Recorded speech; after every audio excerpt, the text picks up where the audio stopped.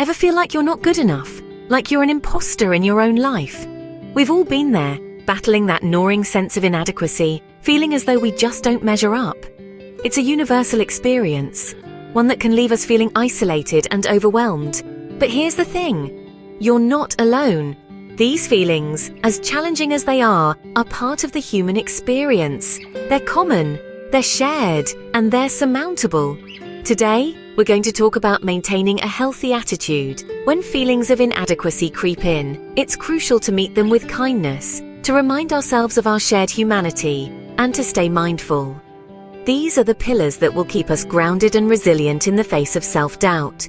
So are you ready? Take a deep breath, exhale slowly. Stay with me as we navigate these feelings together, breaking down the process into clear, manageable steps. Step 1 is about self-kindness. But what does that mean? Picture this, a friend is having a hard time. They're feeling down, they've made a mistake, they're feeling inadequate. How do you respond?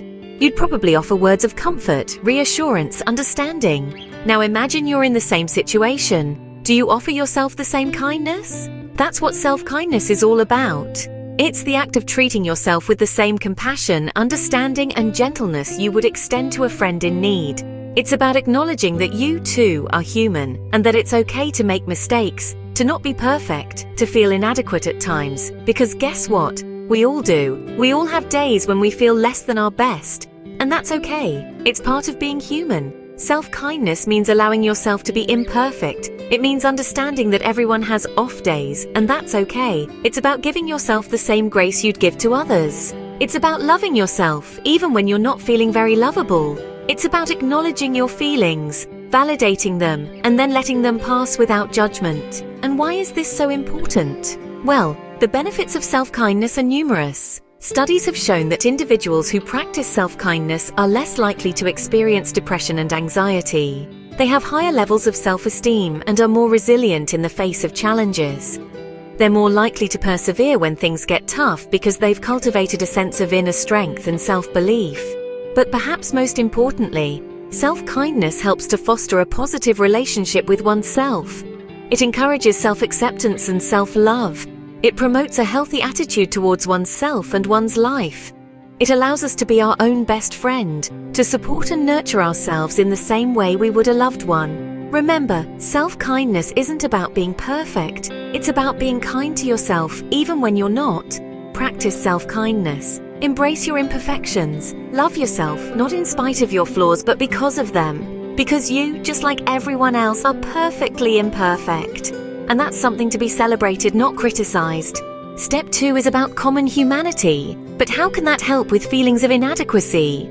To answer that question, we first need to understand what common humanity means. It's the realization that all of us, each and every one, experience struggles and difficulties.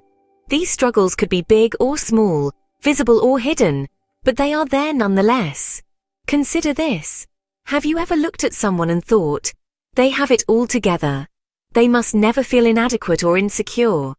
But the truth is that everyone, even those who seem to have it all together, experience these feelings.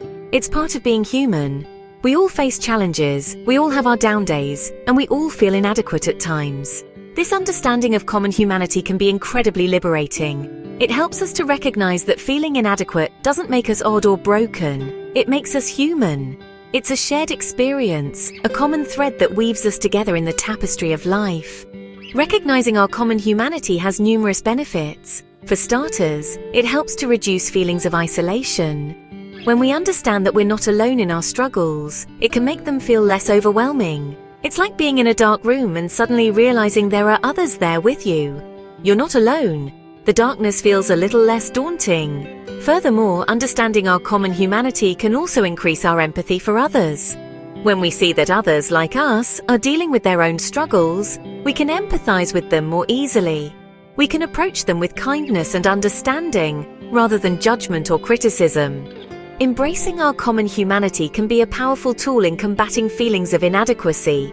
It helps us to see that we're not alone, that others are facing their own struggles too. It fosters empathy, encourages kindness, and promotes a sense of connectedness. So the next time you're feeling inadequate, remember, you're not alone. We all have our struggles, our insecurities, our moments of self-doubt. But we're in this together. We're all part of this vast, complex, beautiful tapestry of humanity. You are not alone in your struggles. Remembering our common humanity can help us to feel more connected and less inadequate. Step 3 is about mindfulness. But how can being mindful help us to maintain a healthy attitude? Well, mindfulness is the practice of being fully present and engaged in the moment, fully aware of our feelings, thoughts, and sensations without judgment. It's about acknowledging our experiences as they are, not as we wish them to be. Picture it like tuning into a radio station. But the station is your life, and the music playing is your consciousness. Mindfulness allows us to step back from the constant chatter of our minds. It provides us with the space to observe our thoughts and feelings without getting caught up in them. This gives us a sense of perspective, and it's in this space that we can begin to respond to our experiences rather than simply reacting to them. The benefits of mindfulness are wide-ranging and supported by a wealth of research. It can help to reduce stress, anxiety, and negative thinking. It can also increase our self-awareness, helping us to understand our thoughts and feelings better.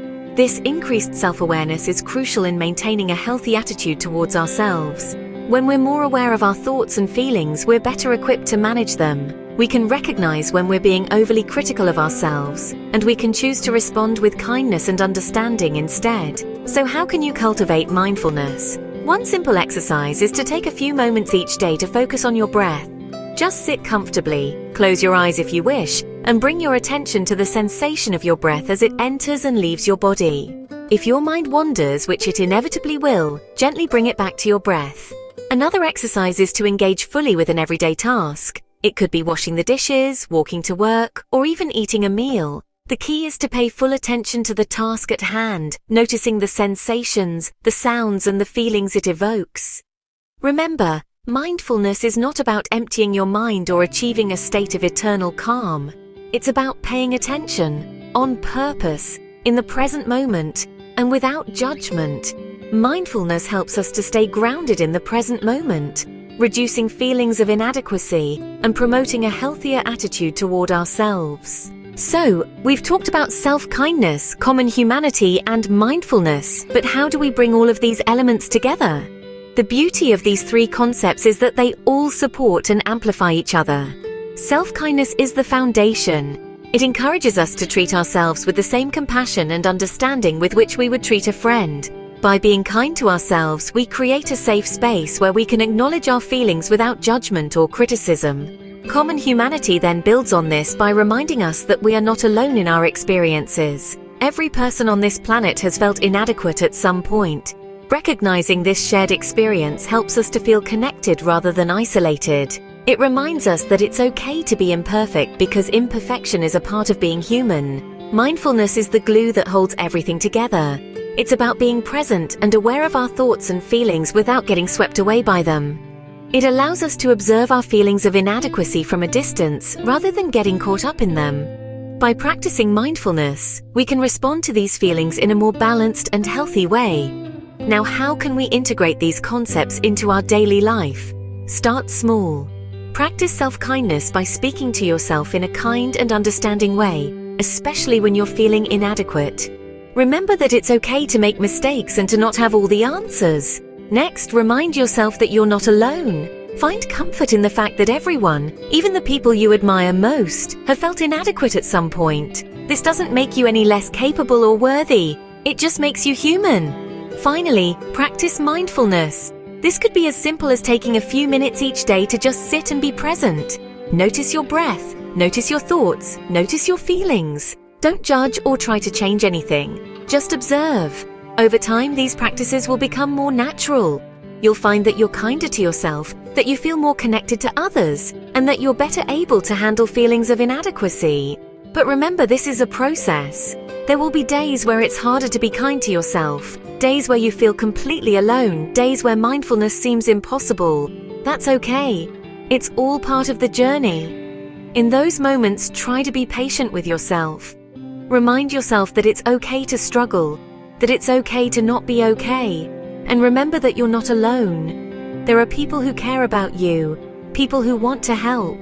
Don't hesitate to reach out to them. Remember, Maintaining a healthy attitude is a journey, not a destination. Be patient with yourself, be kind to yourself, and remember that you are not alone.